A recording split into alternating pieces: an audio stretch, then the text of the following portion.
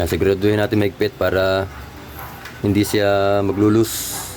Pagka maluwag kasi ito, mag-iinit yung wire natin pagka ganun. So kailangan maigpit. Huwag naman sobrang higpit, yung katamtaman lang. Pagka sobrang higpit naman baka malos thread. Ayan. Basta siguraduhin nyo lang na maganda yung pagkaka-terminate nyo rito ng wire. Ayan. Huwag siyang magkakadikit or may sobrang hibla na didikit sa kabila. Para hindi siya mag-short. Okay, so pang tip. Pagka kuha kayo ng wire, ang kanyang dulang kaigsi. Tapos balatan nyo dulo-dulo. Ayan, dulo-dulo. Tapos, gayan nyo kayo. Ayan. Tapos itong dulo ng plug, yan, dito nyo ilagay yung test proof nyo. Yan, pagpasensan nyo na ating test proof kasi matatagal na kasi ito. Nasira na yung pinakadulo. Ayan. Lagyan natin dyan. Tapos itong dulo nito, ayan, nakashort tayo doon. Ayan natin tester. Tapos itong dulo nito, short natin.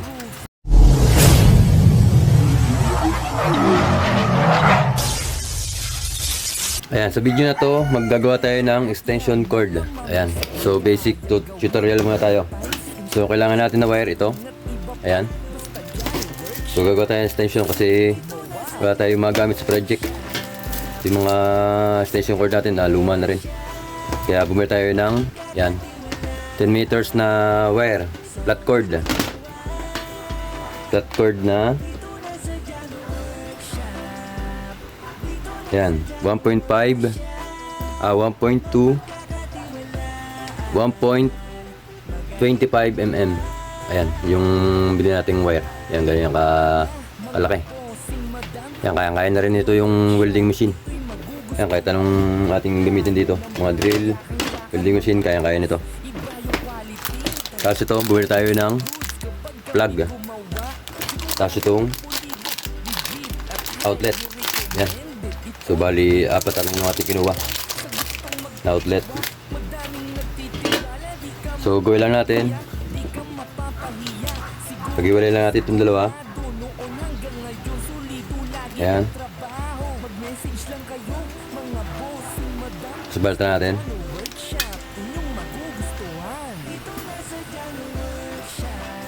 Ayan, madali lang to. Tapos itong outlet. Gusto natin. Ayan, ano lang yung tornilyo ba sa mapalagay.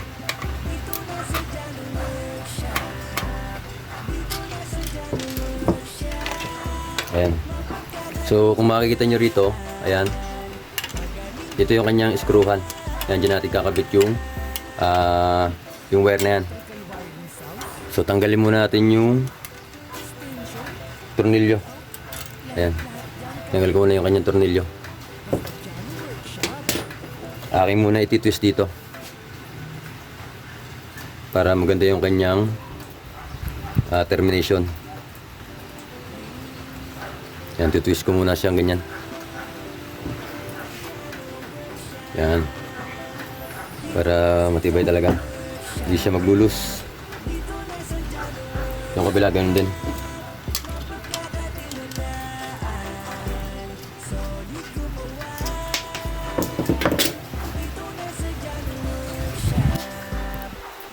Yan, pakakanya natin itong wire to. Yan. Patilan natin sa gitna. Tapos, kabit natin yung kanyang tornilyo. Saka natin i-twist. Twist natin maganda para hindi siya maglulus. Yan. Tapos, saka natin i-screw dito.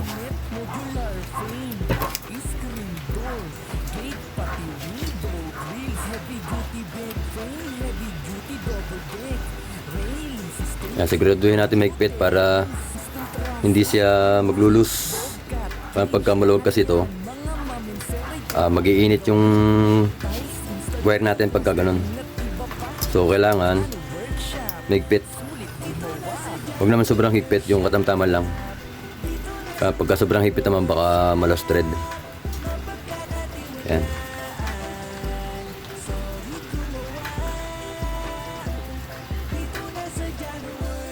Ayan. Ayan makikita nyo. Yan, okay na yan. Tapos, ito, i-align na natin maganda. Ang ganyang wire. Yan, papasok-pasok lang natin ganun. Yan, ilagay natin sa gilid.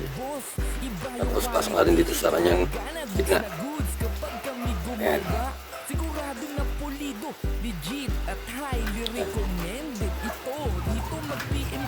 Saka natin takpan.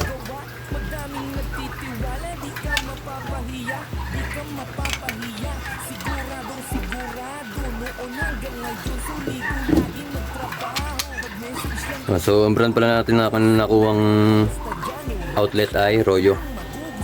Yan, Royo na 4 gang. Yan, sa 2, 3, 4. Yan, 4 na ano. Para marami tayong masasaksak.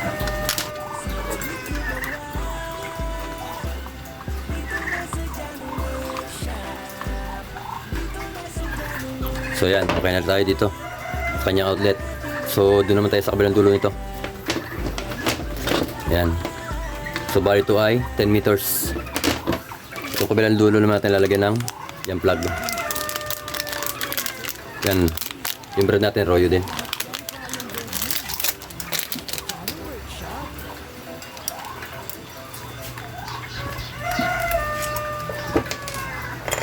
Yan yung kanyang ano, termination. So, gawin natin dito. Pag-iwalayin ulit natin. Ayan. Tapos, balta natin. Ayan. So, medyo maulan dito ngayon.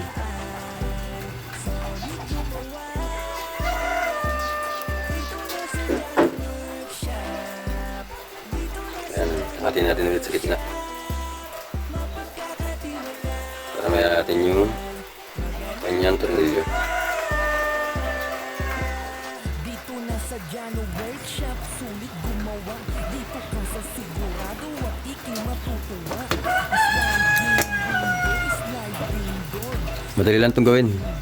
Mas maganda to na bumili na lang kayo ng wire.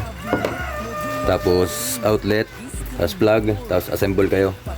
Kaysa bibili kayo ng extension cord na mga gawa na. Yung mga gawa kasi mahuna kasi yung wire nun, maninipis. Hindi katulad nito, makakapal yung kanyang wire. Ayan, makakapal yung kanyang wire. Hindi katulad nung mga nabibili natin sa ano, sa mga mall. Kaya mas maganda ito. Assemble na lang kayo ng extension cord para matibay.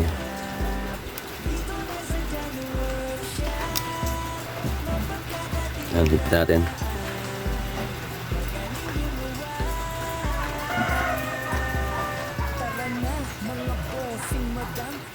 Ayan. Tapos yung isa, tagalin mo natin.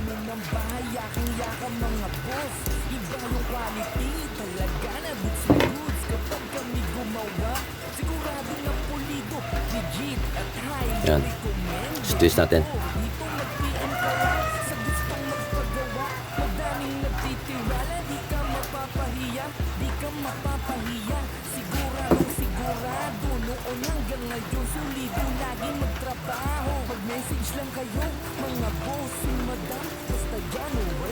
Ito natin yung sobra.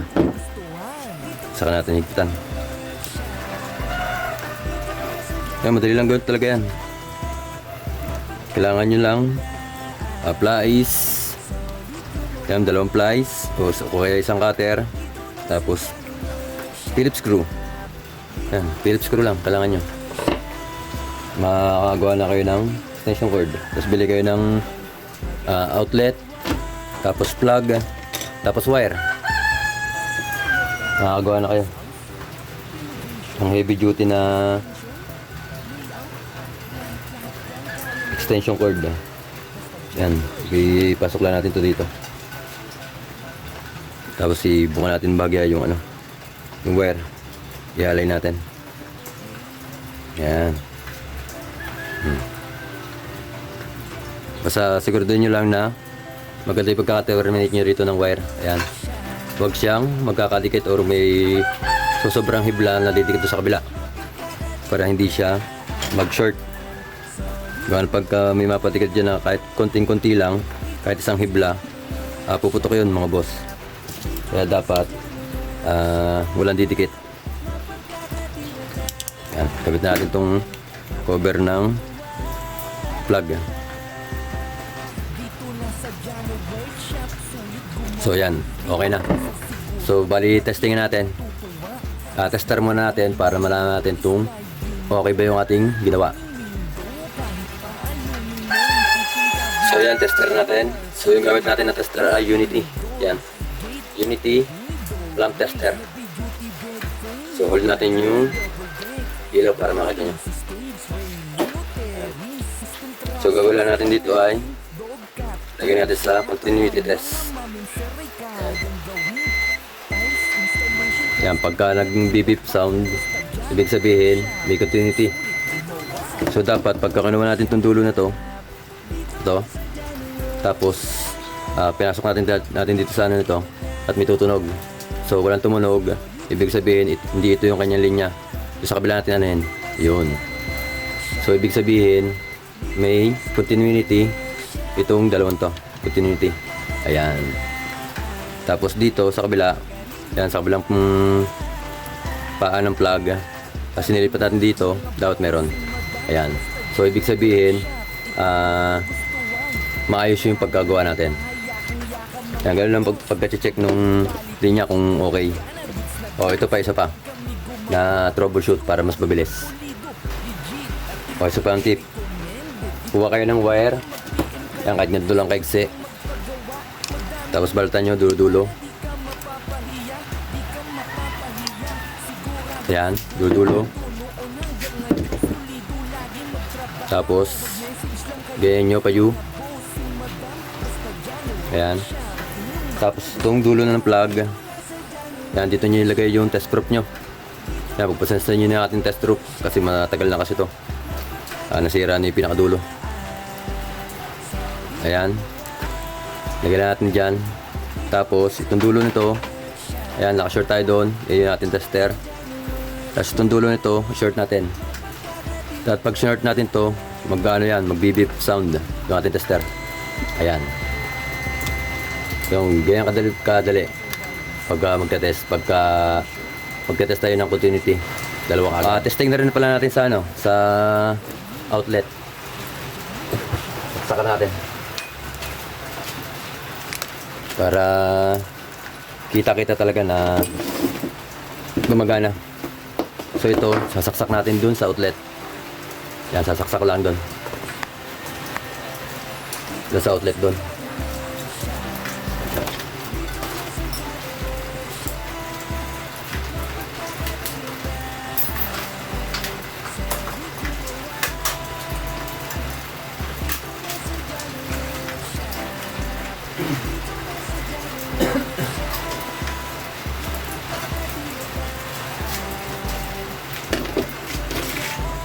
So yan, nakasaksak na.